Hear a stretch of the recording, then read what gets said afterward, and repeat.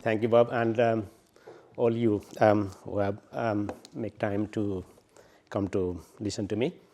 Thank you for this opportunity.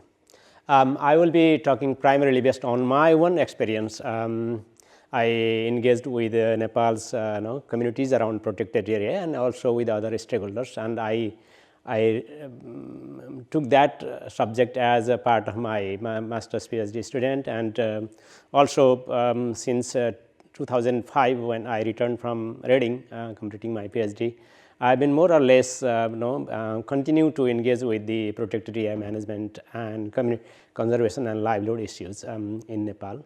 So it will be primarily based on my own direct, authentic, observation, actions, and engagements, and hopefully it will provide you some good insights on how conservation is taking place in a developing country context, particularly very poor, highly dependent on natural resources, and also highly dependent on international aid to advance conservation agenda. I have divided into 6 sections my presentation. I would like to talk roughly half an hour plus, and then we can go for question answer. The country context, because it is important to understand the country context in which the conservation interventions are falling on. Then the evolution of protected area system, and I will be primarily focusing on conflict and contestation. So the source of conflicts and contestation and local resistance, and then particularly focusing on injustice to the indigenous people and local communities in that landscape. The country context. Nepal, very tiny country. That's why I put this map. Possibly, many of you may not know. It lies between two giant, China and India, along the Himalayas. But it's unique in terms of its society, politics, nature, particularly in the history of conservation. And if you see the poverty, one of the highly poor country in universal standard language, it's the least developed country, with the multidimensional poverty index below 20. Rural poverty is much more than that, and additional 20% are vulnerable to poverty. And also the wealth, wealth distribution is very skewed. You can see 10% won 57% of the wealth, and the bottom 40 only 10%. And the particularly important is the land ownership, because in our case land is the primary source of livelihood for large section of the population, and the access to land is very problematic. And you can see 58% of the landowners, these are really farmers, and they own 0.1 hectare of land, and they have to grow their food for maybe couple of months, and rest they find other jobs to live. In terms of forest and biodiversity, we have roughly 60% forest and grassland and other wooded land covered. Despite just 0.1% of the world's area, the country harbors 3% of the world's flora and 1% fauna. So in terms of its size, in relation to its size, very rich in biodiversity. So possibly that's why there is a lot of emphasis in conservation as well. The natural resource, either forest or water, land, wetlands, so these are so critically important to a range of communities, and they involve in a variety of uses to make their livelihoods. So you can see people collecting wild vegetables, or fishing, grazing, subsistence farming, and some of the data you can see here, like 64% of the rural households rely on subsistence farming, So, that is within that average 0.1 hectare land. And a significant percent of population still heavily relies on various component of forest biomass. And in one of the study that we had conducted in one forest in this is a small forest of 6,000 hectare forest. So, variety of biomass component, biodiversity component people rely on. Different section of society depend on particular aspect of biodiversity, but in overall 40+% people heavily rely on different component of forest biomass, and that is the major issue when we come to the conservation. Then comes to the question of governance, because the country long ruled under a unilateral private family, Rana rules.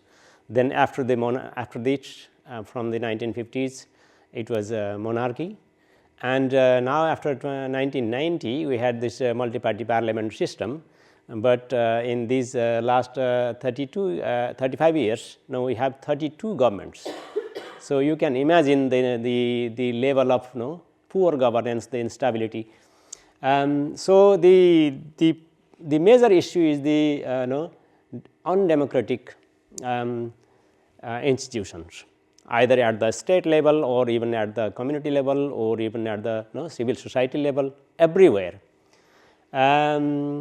And high level of social inequality, and then weak resource tenure, because the forest that you saw, for example here,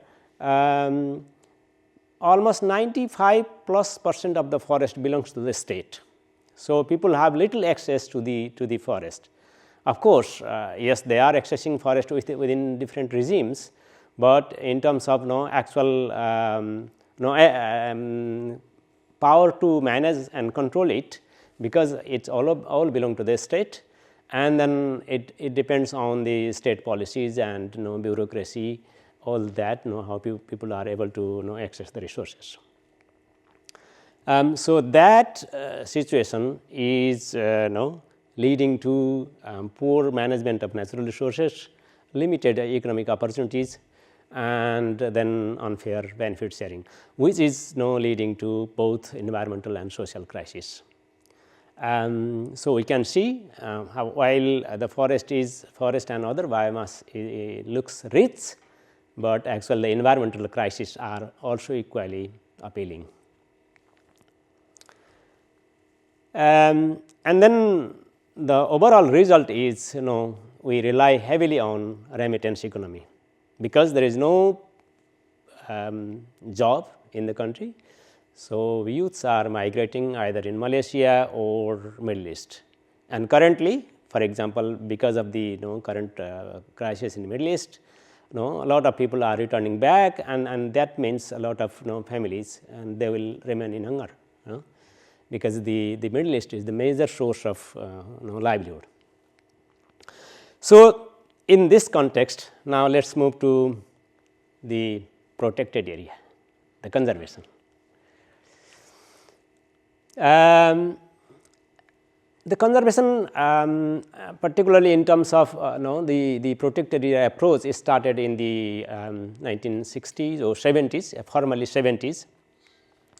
So, the forest in Nepal, particularly in its lowland bordering with India towards south, was very rich with a lot of wildlife, and you can see one example in one of the hunting expedition.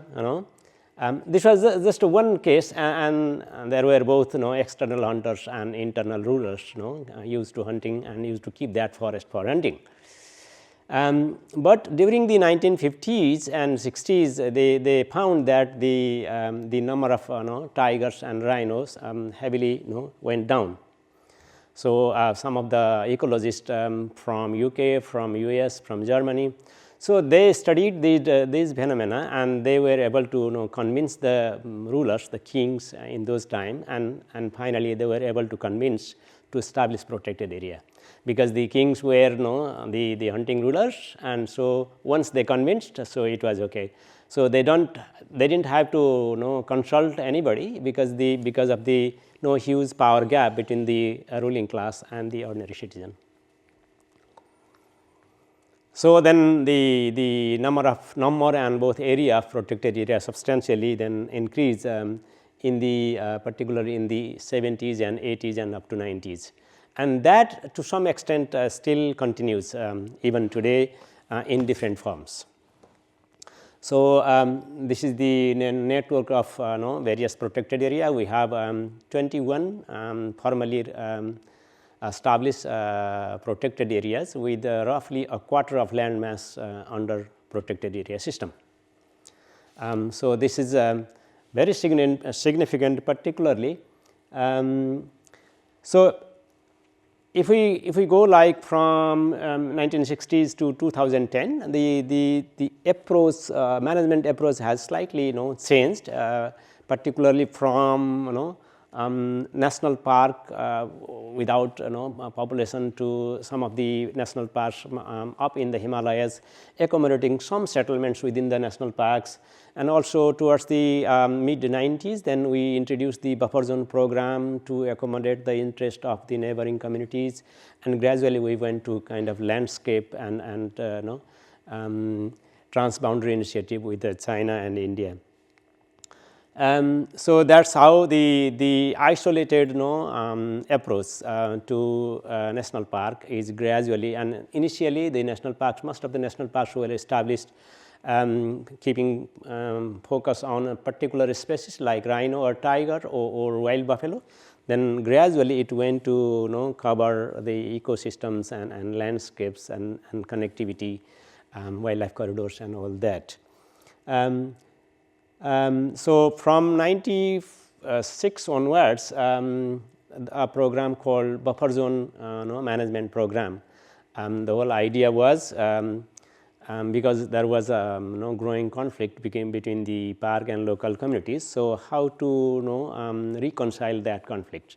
So the idea was partly to redistribute the income earned by the park to the communities in the buffer zones, and also to help better manage the resources in the buffer zone, so that people don't have to go to the park. Sorry. And also in some way help development of the buffer zone, so that the park can buy some royalty from the locals. So that was the whole idea.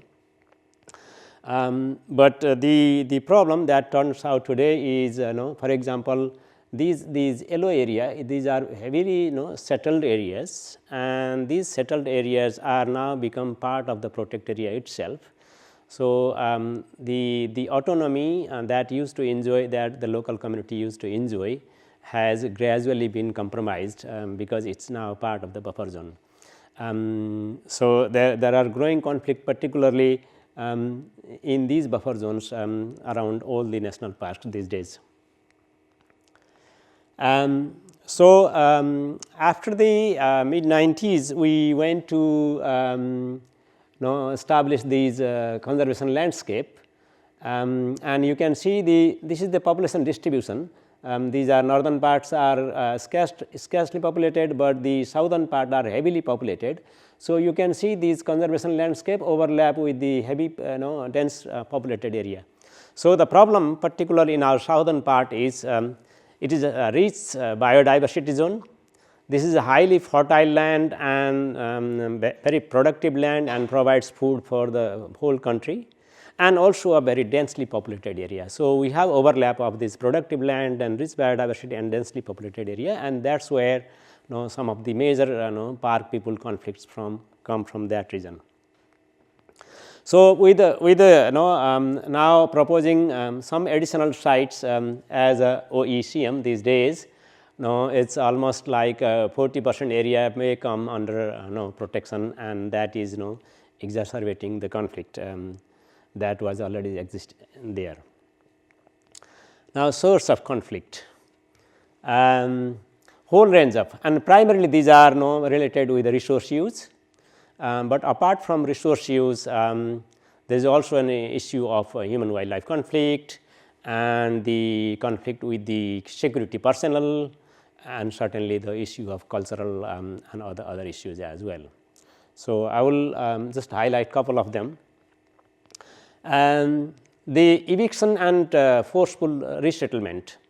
Much of that was early in the 1970s and 80s, but that has not gone even yet, and that to some extent continues, because as hundreds of thousands of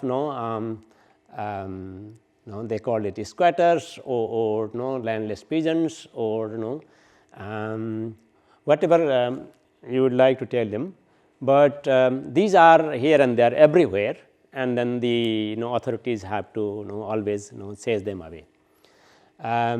So the eviction and forceful resettlement is going on. The second is the abuse of human rights. There are always stories of clashes between local communities and authorities, and in some cases even the international agencies like WWF and others, they are also involved, not directly but indirectly in a way, because they are supporting the government, they are supporting the security personnel, they are supporting the army, supporting anti-poaching kind of activities, and that leads to kind of direct conflict between the local communities and army, and that also drags sometimes the international conservation organization as well.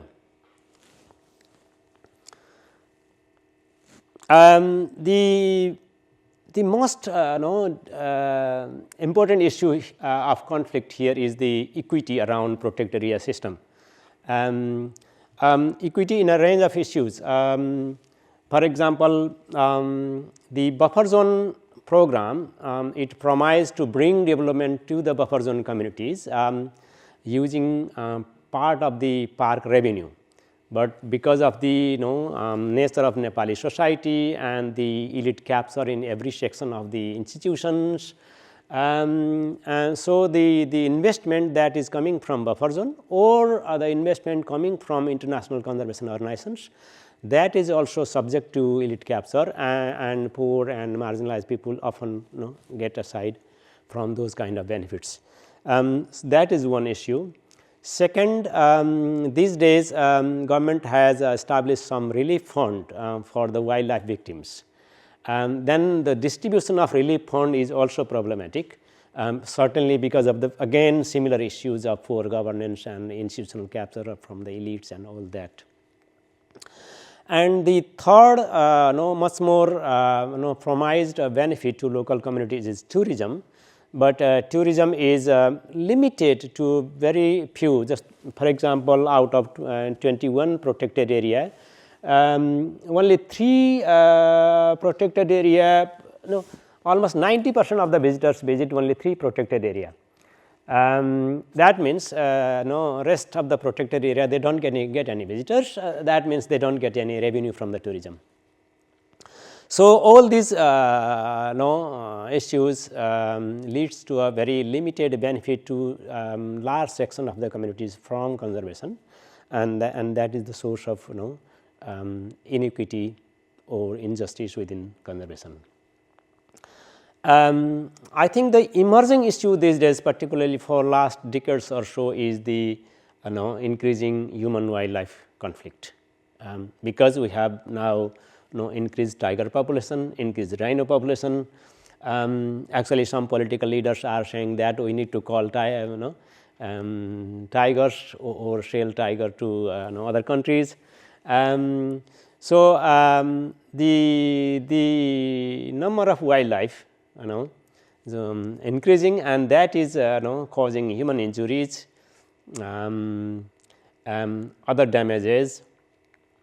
So it is not only big megafauna, it's a whole range of wildlife. They are causing problem to either human injuries or wildlife damage or crop damage, and that is increasingly become a public debate. How to resolve that, and this is these days the worry is it's not only limited to those limited protected area, but it's entirely across the country. Because we have this almost 60% forest and grassland and other wooded land. Primarily, I think two interventions. One, this protected area system, and the other is in terms of Nepal community forestry intervention since the late 80s. So, this both contributed to the increasing in forest area. And also in recent years, because people are out migrating from rural area to cities or in the outside labor market. So, the rural area is completely depopulated, and that is contributing to regrowth of the forest and then human wildlife conflict. So, the people are protesting on the street, and MPs are debating in the parliament, and NGOs and government all trying to find a solution. And yes, different options have been used as a way to mitigate human wildlife conflict, but none of these are actually working effectively. So, a lot of investment these days have gone to mitigate human wildlife conflict, but very little outcome. Government has established a relief fund. It's not actually proper compensation, but a very small relief fund, and that is also subject to maladministration, again elite capture, and also a very lengthy exhaustive process and all that.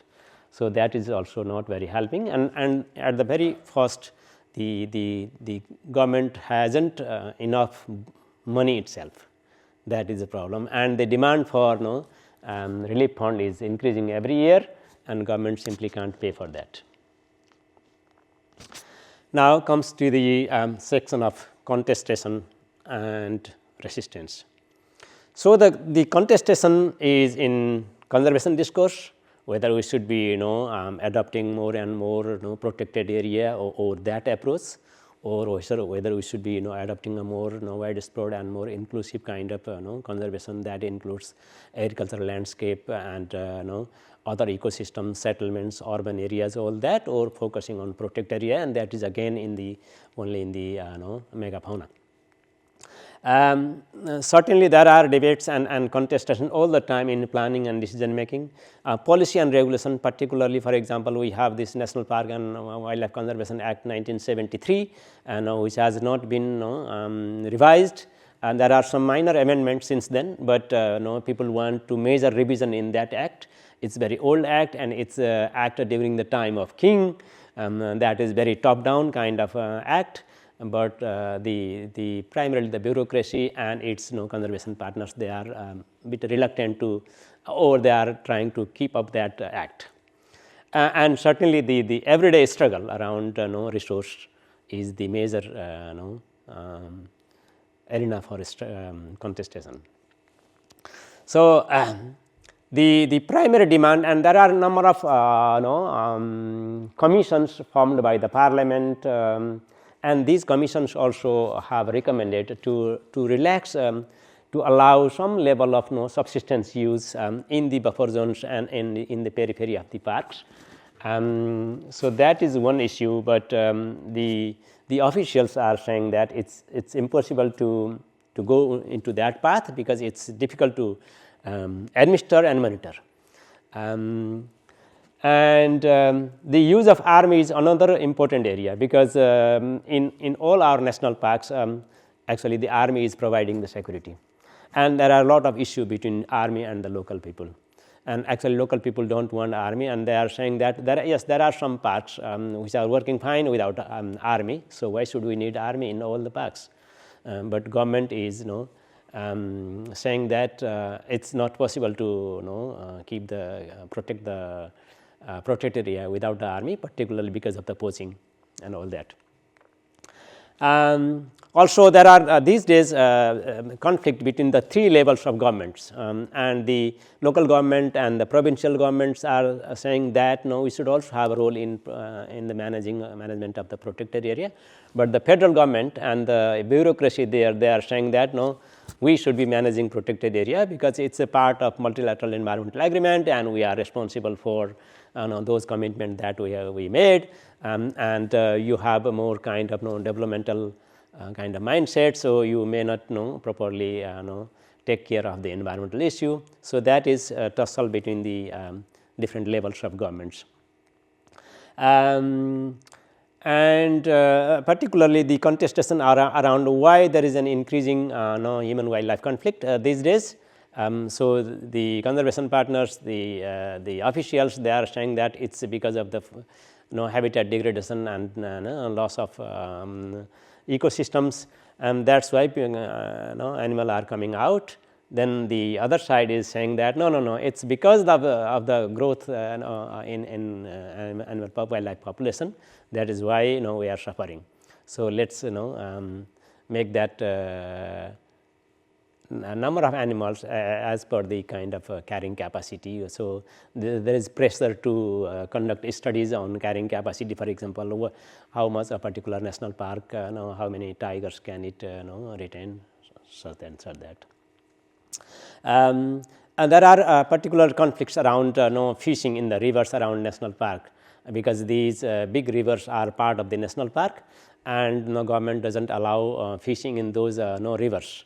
And the fishermen they are arguing that there are other factors which are contributing to declining fish population.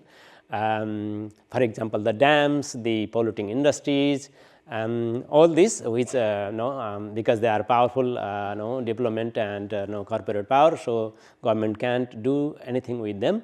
So, they just turn into the fishermen and then get out of the river. So, there are contestation around what is the primary factor for depleting fish population. And there are organized protests from the people around the park. One interesting, particularly in the last election that we have in March 21st, I think, March 5th. Two villages around the national parks, each around 800 voters. So, they did not turn up. A single person did not turn up to vote as a protest against the government policy on wildlife, human wildlife conflict. So, it was very silent and symbolic action from the local communities against the government authority. So, why the persistence of injustice is because of the governance issue, and particularly the conservation partners, the ministry and departments. So, they are not adequately accountable, or they are not listening to the voices of the local communities. And even the civil society organizations, they are not adequately reflective to constructively engage in development, engage in conservation debate. So, simply rejecting any kind of conservation, simply rejecting the existence of protected area, and that is not very helpful. The NGOs also, because they are also there are diverse NGOs, 40,000 plus NGOs, and they are all specific project based NGOs. So, some of the NGOs are very hard conservation line, other takes very hard human rights line, but the whole issue is they are not coming together to discuss it in a constructive and in a holistic way. So, the problem I think is, yes, for example, we have fishermen's community here, and she is fishing in the river. So, it seems they are quite close along the bank of river. So, she can go and then fish and then make her livelihood. But this direct relation is mediated by institutions like buffer zone development institutions, local institutions, and then the park authorities, and then comes to the international policy forums and policy debates there. So, whole range of these discourses, policies and institutions and laws they are mediating the relation between the local people and the resource nearby, and it has been very difficult for them to maintain their livelihood because of this particular approach to conservation that we are forwarding. So, how should we moving forward? I think this is very old paper 2004. In terms of particularly when you participate in international conservation debate, for example, World Park Congress or Conservation Congress or other relevant international forums. So, the discourse there has moved much further from very old, like poverty and conservation are completely separate issues, we do not care about poverty. So, that situation is not there. So, they have moved quite a lot in terms of embracing new positions, and these days people often talk conservation for poverty reduction. But our protected area management, the officials there, the army there, and the whole institutional setup there is still somewhere here. They are not there. So, the problem is, yes, in terms of international discourse we have reached somewhere, but in terms of actual practice we are still there 40 years back. And in case of Nepal, yes, it is a very resource rich country, and it can feed its people, but the problem is where shall we focus in terms of our conservation. So, we have a range of resources to conserve for the livelihood of the people, but possibly much more focus is only coming here, not elsewhere. So, that is the issue. So, I think this is my last slide. So, the central debate around conservation and livelihood in case of Nepal is maybe moving around these 4 major issues. One, how to democratize the whole protected area management and conservation policies and practice, because the whole society is very unequal, and the relation of power between the officials and the ordinary community is there is a huge gap between the authority and the ordinary community. And the government is not adequately accountable. It is not only conservation in every sector, but certainly conservation that is contributing. Second is currently we are focusing too much narrowly in terms of kind of putting law and order through army, through strict rules and regulation, all that. But we are not adequately supporting the community in terms of improving their well-being, reducing in terms of reducing their vulnerability, which would ultimately in long term would help them to mitigate some of the issues around park. But the current approach is purely relying on law and order. The fundamental issue, particularly the indigenous people and local communities are demanding is the justice. We do not have justice because some of them they were living generations before the establishment of these national parks and other wildlife reserves, but their land title has been denied, their access to resources has been denied. So, they want justice. Maybe we can help with some scientific tools and better research and better linking with these research evidence to the policy. For example, the question of carrying capacity, because people are saying that there are too much tigers in a very limited landscape there. So, this kind of issue we can address through science as well. So, these are my thoughts. Thank you for your attention, time, and I am happy to engage in Q&A session now.